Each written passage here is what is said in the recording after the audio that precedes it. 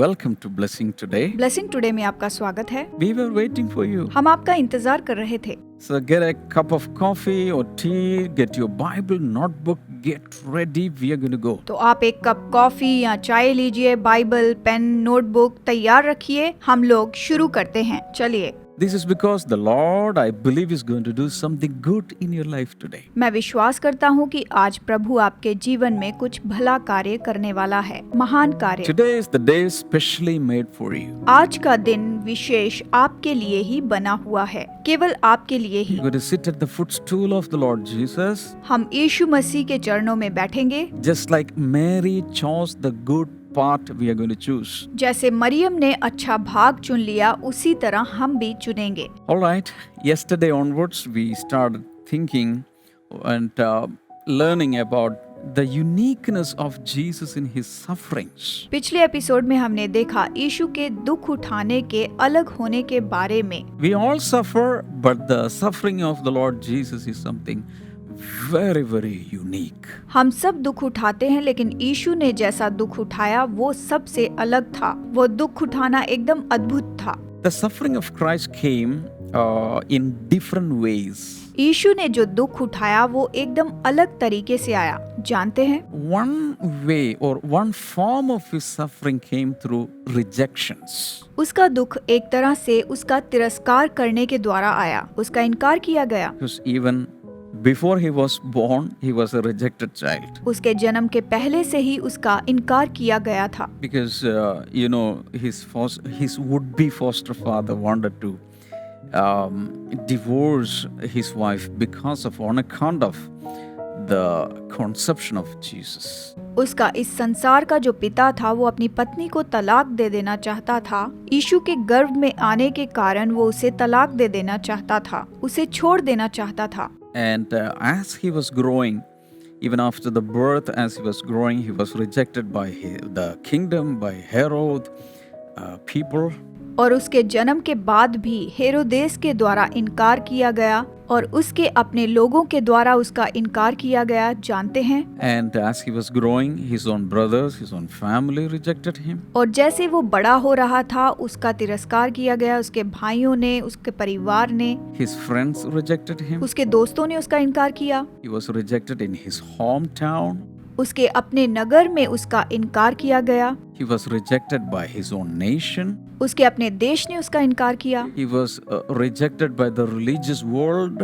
उस समय के धार्मिक लोगों ने भी उसका इनकार किया। And finally, on the cross, he was rejected by his own father. और अंत में उसके अपने पिता ने उसे क्रूस पर छोड़ दिया, उसे त्याग दिया। And another form of his suffering came through temptations. एक और तरह से यानी परीक्षा के द्वारा उसके जीवन में दुख आया, उसकी परीक्षा की गई थी। Because Satan, the devil, the tempter, came to Jesus on different occasions to tempt him to sin. क्योंकि शैतान जो परीक्षा करने वाला है वो यीशु की परीक्षा लेने कई बार आया। देखिए, The tempter came on different seasons. वो परीक्षा करने वाला अलग अलग समयों में आया। Because when he was fasting for 40 days and 40 nights, he came. जब यीशु ने 40 दिन 40 रात उपवास किया, उस समय भी शैतान परीक्षा के लिए आया। 3 major temptations. 3 बड़ी परीक्षाएं।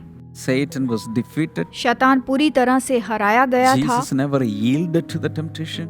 लेकिन यीशु कभी भी परीक्षा में नहीं हारा। Then the gospel writers write that the devil, the tempter, left him for a while. फिर सुसमाचार के लेखक लिखते हैं कि फिर शैतान थोड़े समय के लिए उसे छोड़कर चला गया। That means on different occasions he was going round and coming back somehow to tempt him into sin. कई मौकों पर वो आता और उसकी परीक्षा लेकर चला जाता। वो हर तरह से उसकी परीक्षा लेता था ताकि किसी भी तरह उससे पाप करवाए। But Jesus never sinned. पर यीशु ने कभी पाप नहीं किया। But that was a suffering. ये तो दुख उठाना था।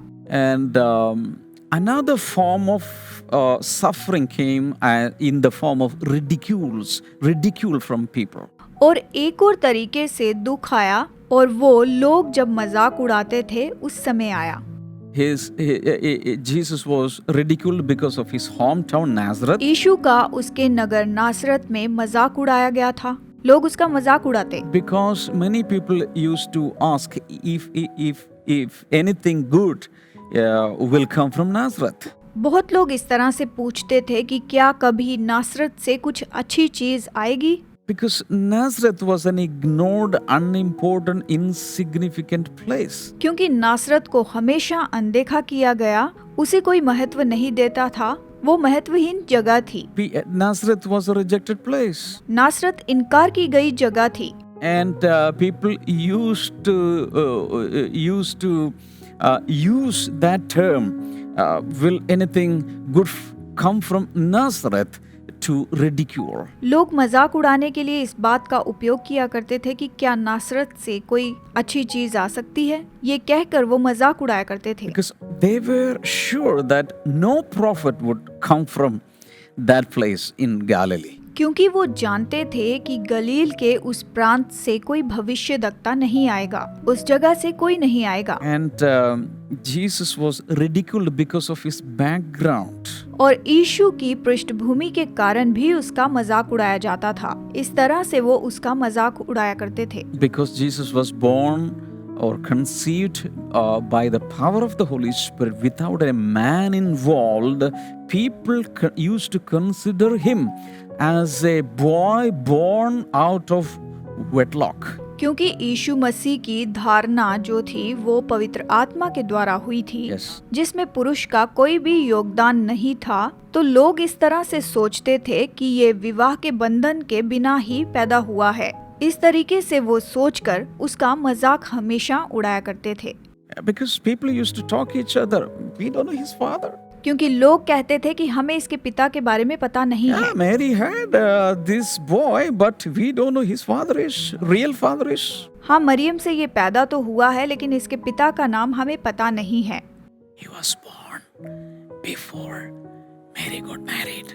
क्योंकि मरियम की गर्भधारणा उसके विवाह के पहले ही हो गई थी। So people used to frown at him and ridicule him. तो लोग उसको ताने मारते थे और मजाक उड़ाते थे। All right. Jesus was threatened constantly. यीशु मसीह को हमेशा धमकाया जाता था, उसे हमेशा ही धमकियां दी जाती थीं। I have scriptural backup for all these points, but I'm not giving to save time. इन सब बातों के लिए मेरे पास वचन है, लेकिन समय बचाने के लिए मैं आपको उन्हें नहीं दे रहा हूँ, ताकि समय बच सके। As I told you, as soon as he was born, there was a threat from the king. जैसे कि मैंने आपको पहले बताया कि जैसे ही उसका जन्म हुआ तो राजा की दहशत थी। And once when he was in his hometown, they wanted to push him through a cliff and kill him. एक बार जब वो अपने नगर में था तो लोग उसे पहाड़ की चोटी पर से गिराकर मार देना चाहते थे। ये उसके अपने नगर में हुआ था। And the Jewish people, especially the religious guys, they wanted to kill him because of his healing ministry on a Sabbath day. और यहूदी धार्मिक अगुवे उसे मार देना चाहते थे क्योंकि यीशु सब्बत के दिन भी चंगाई दिया करता था, इसीलिए लोग उसे मार देना चाहते थे। People ridiculed his claims. लोग उसके दावों का मजाक उड़ाया करते थे, उसका ठट्ठा उड़ाते थे।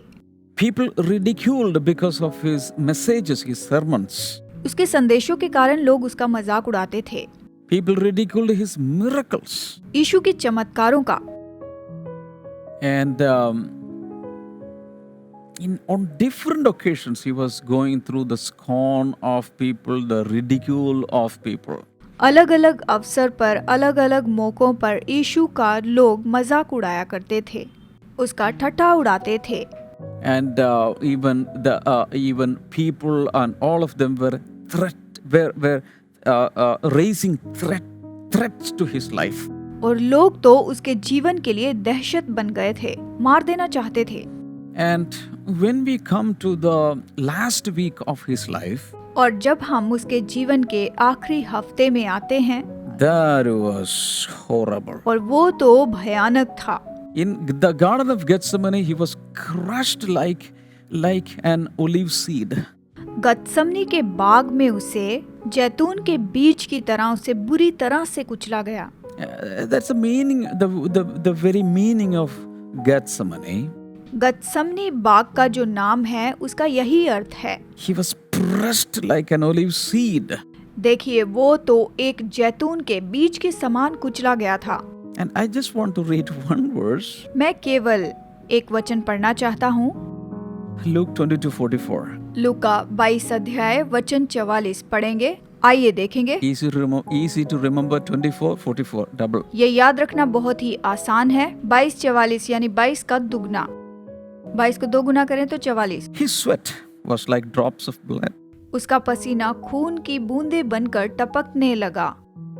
Can you just imagine? The sweat was coming out of Jesus's body like big drops of blood. क्या आप कल्पना कर सकते हैं यीशु के शरीर से जो पसीना निकल रहा था वो खून की बूंदें बनकर टपकने लगा था।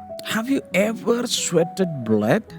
क्या आपने कभी खून की तरह अपना पसीना बहाया है? See, maybe you had a cut and blood came out. शायद आपको कोई कट लगा हो और उसमें से खून बहने लगा हो। I'm not talking about that. मैं उसके बारे में नहीं कह रहा। Every drop of sweat becoming like big drops of blood. पसीने की हर एक बूंद खून के जैसे टपक रही थी। उसका पसीना जैसे खून बन गया हो। That means his sweat was mixed with blood. That means every blood vessels in his body broke open, burst open, and it was mixed with sweat and came down like big drops of blood.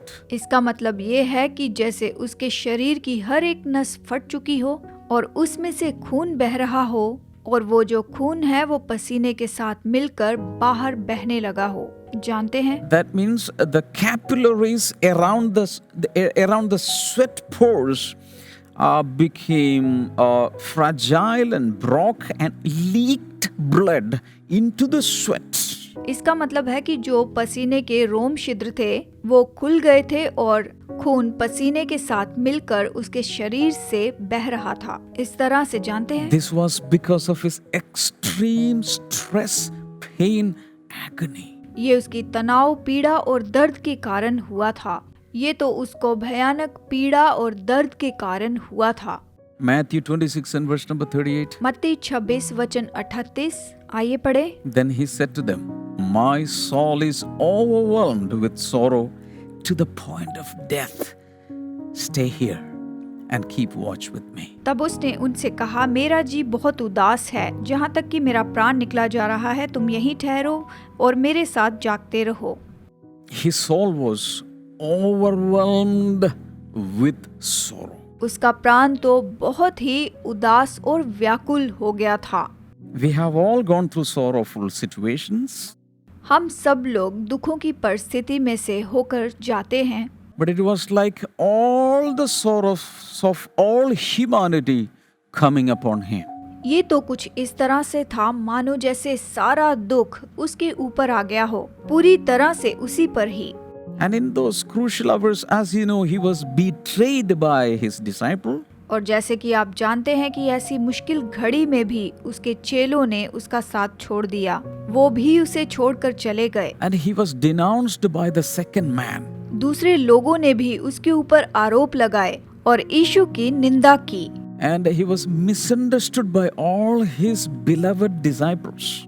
और उसके जो प्रिय चेले थे उनके द्वारा भी उसे गलत समझा गया। He was forsaken and deserted by his own disciples. उसके अपने चेलों ने उसे भुला दिया, उसे छोड़ दिया। See, many people have come to me for counseling because their intimate friends left them.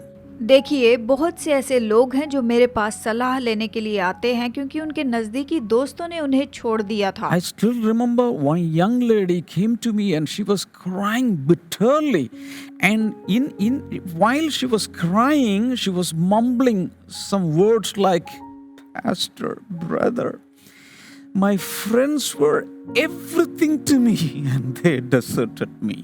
मुझे याद है मेरे पास एक नौजवान बहन आई और वो फूट फूट कर रोने लगी और मुझसे कहने लगी, पास्टर, ब्रदर, मेरे दोस्त मेरे लिए सब कुछ थे और उन्होंने मुझे छोड़ दिया है।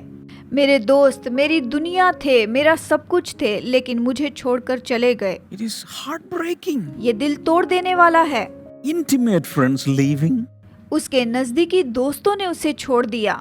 इस तरह से misunderstood by people whom you loved a lot. जिन लोगों को आपने इतना प्यार किया, उन्होंने ही आपको गलत समझा। Jesus was misquoted many times. यीशु के बारे में कई बार गलत बताया गया, उसकी बातों को कई तरह से गलत बताया गया। उन्होंने ऐसा किया Because once Jesus said, if you destroy this temple, I will build in 3 days. क्योंकि एक बार यीशु ने कहा कि अगर तुम इस भवन को नाश कर दोगे तो मैं 3 दिन में इसे फिर से खड़ा कर दूंगा। But people interpreted it this way, that he said he was able to destroy the temple and build it up. लोग इस तरह से इसे समझने लगे और इसे सोचने लगे कि इसने कहा कि भवन मैं नाश कर दूंगा और फिर से मैं इसे बनाऊंगा, तीसरे दिन मैं फिर से इसे He बनाऊंगा। was talking about his own body. वो तो अपनी देह के बारे में कह रहा था। They misunderstood his words and he misquoted his words. उन्होंने उसकी बातों को गलत तरीके से बताया और गलत तरीके से इसे समझा।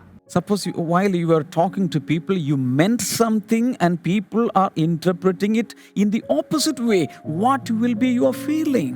कई बार लोगों को अगर आपने कुछ बताया तो वो उसे उल्टे तरीके से लेकर दूसरों को बताते हैं और वो उसका उल्टा अर्थ लेते हैं, तो फिर आपको ये कैसा लगेगा?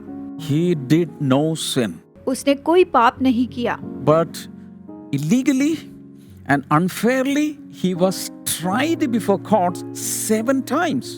अनैतिक रूप से उस पर अन्याय करते हुए कोर्ट में उसे 7 बार परखा गया। उन लोगों ने ऐसा किया। He committed no sin. उसने कोई पाप नहीं किया। Suppose you are innocent in some matter, but you were arrested, case was charged against you, and for many years you're going to the court for the trials.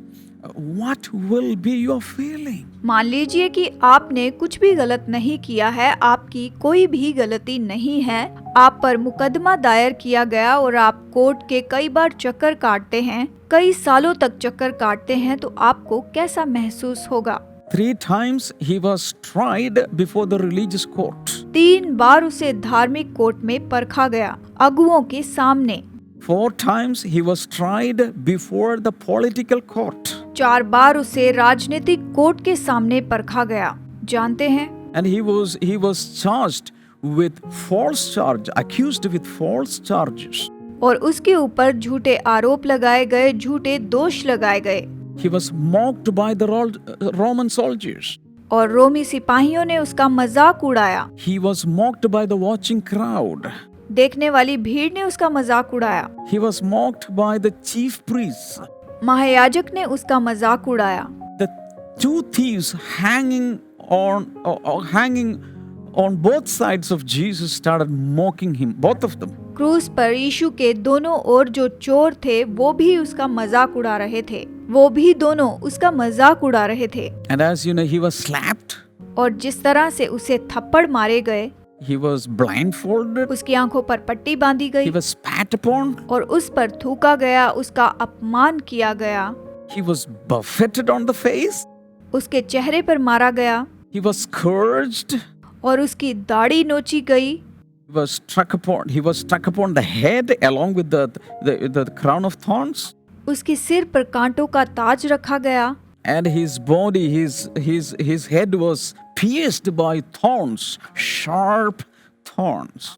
उसके सिर पर कांटों का ताज पहनाया गया था और वो कांटे उसके सिर में चुभे हुए थे। And hanging on the cross after crucifixion, he had no loincloth at all. और क्रूसीकरण के बाद जब वो क्रूस पर लटका हुआ था तब पूरी तरह वो विवस्त्र था। Because they took away all his dress. क्योंकि उन्होंने उसके सारे कपड़े ले लिए थे। That was the custom of the day. They were crucified fully naked. क्योंकि उन दिनों में ये परंपरा थी कि पूरी तरह से निवस्त्र कर दिया जाए। And his nakedness was covered with his own. और उसकी निवस्त्रता उसके लहू से ढापी गई थी। The most beautiful face became so marred and horrible to look at. इतना सुंदर चेहरा तो इतना बिगाड़ दिया गया था कि उसे देखना भी बहुत ही भयानक था। उसका रूप इतना बिगड़ चुका था। There was a spectacle of blood all over. उसका शरीर पूरी तरह से लहूलुहान था। His hair, his beard, his skin, the whole body was covered by his blood. उसके बाल, उसकी दाढ़ी, उसका शरीर पूरा लहू से सना हुआ था, खून से सना हुआ था। And he was hung between heaven and earth. वो आकाश और पृथ्वी के बीच में लटकाया हुआ था। And all this suffering was for you and for me. और ये सारा दुख उठाना तो आपके लिए और मेरे लिए था। In his suffering in this world, he was unique. इस संसार में दुख उठाने के समय वो अलग था। जानते हैं, Many a times you and me, we complain, nobody in the world has suffered like I am suffering. कई बार शायद हम ऐसे शिकायत करते हैं कि जैसे मैं दुख उठा रहा हूँ वैसे किसी ने नहीं उठाया होगा इस संसार में। Compared to Jesus' suffering, we have not suffered even 0.1%. यीशु की दुखों की तुलना में हमने 0.1% भी दुख नहीं सहा है। जानते हैं, He suffered. He took all our suffering upon him. उसने दुख उठाए, हमारे सारे दुखों को अपने ऊपर ले लिया। जानते हैं, I'm going to give you a very good solution to all your suffering. यहाँ पर मैं आपके सारे दुखों का एक बहुत ही अच्छा हल बताता हूँ। Just look at the suffering of Jesus. All your complaints will vanish. बस केवल यीशु के दुखों की ओर आप देखिए, आपकी सारी शिकायतें एकदम दूर हो जाएंगी। This is why in the book of Hebrews it is said, when you are suffering, look at the Lord Jesus who suffered by all his enemies on the cross. इसीलिए इब्रानियों की पत्री कहती है कि जब तुम दुख उठाते हो तो यीशु की ओर देखो, जिसने क्रूस पर अपने शत्रुओं से दुख सहा और उसने दुख उठाया। That will alleviate all your pain, all your agony and all your sufferings. और ये आपके सारे दुख, दर्द और परेशानियों को दूर कर देगा। ये उन्हें पूरी तरह से खत्म कर देगा। The sufferings of Jesus, when we look at the sufferings of Jesus, it will alleviate all the pain inside of us. जब हम यीशु के दुखों को देखते हैं तो ये हमारे भीतर के सारे दुखों को दूर कर देता है। देखिए, Hallelujah. Hallelujah. See, God can heal even non-believers. Because when Jesus was ministering, even the Gentile ladies came to him. जब यीशु सेवा कर रहा था तो अन्य जाति स्त्री उसके पास आई।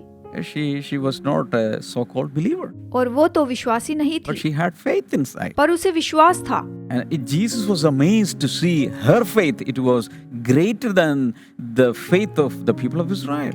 यीशु उसके विश्वास को देखकर चकित हो गया। वो तो इस्राएलियों के विश्वास से भी बड़ा था। Do you believe in the Lord Jesus क्या now? आप यीशु पर विश्वास करते हैं? Jesus can extend your life. यीशु आपको नया जीवन दे सकता है। Hallelujah. Hallelujah. Shall we pray together? आइए एक साथ प्रार्थना करेंगे। Lord Jesus, I pray for people now, प्रभु यीशु, अभी मैं इन लोगों के लिए प्रार्थना करता हूँ। every one of them. इन सभी लोगों के लिए प्रार्थना करता हूँ। We know that faith will attract you, faith will please you. हम जानते हैं विश्वास से तू प्रसन्न होता है और विश्वास तुझे आकर्षित करता है। So Lord, let your pleasure and favor flow, your miracle flow to those who believe. इसलिए प्रभु, जो लोग तुझ पर विश्वास करते हैं उन पर तेरी आशीष और तेरा आनंद बहता चला जाए, वो आशीष पाएं। Lord Jesus, some of them doubt, some of them have suspicion in their hearts, some of them have only little faith, but help us, Lord. प्रभु, कुछ लोग दबे हुए हैं और कुछ लोग संदेह में हैं, तो कुछ लोग अविश्वास में हैं। तो हमारी मदद कर प्रभु। You may be fearing looking into your future. शायद आप अपने भविष्य को देखकर डर रहे होंगे। Yeah, you may think that how will you live on? शायद आप सोच रहे होंगे कि आप कैसे जीवन जी रहे होंगे। Maybe you don't have money. शायद आपके पास पैसा Maybe नहीं, you don't have job. शायद नौकरी नहीं, You don't have anybody to help you. शायद आपकी मदद के लिए कोई नहीं। But I'm telling you, there is the real helper, the Lord Jesus, to help you. मैं आपको बताना चाहता हूँ कि सच्चा मददगार यीशु आपके साथ है और वो तो आपकी मदद के लिए है। Call upon His name. उसके नाम को पुकारिए, Now, call upon His name. इसी वक्त Call पुकारिए। out, Jesus, help me. यीशु मेरी मदद कर, मेरी सहायता कर। He will open closed और doors. वो तो आप लोगों के लिए बंद दरवाजों को खोल देगा, He'll open new doors. वो नए दरवाजे खोल देगा। Your help is coming from the creator of the heavens and the earth. आपकी मदद तो आकाश और पृथ्वी के सृष्टिकर्ता की ओर से आ रही है। Hallelujah. Hallelujah. Give your heart to the Lord. अपना हृदय प्रभु को दे दीजिए।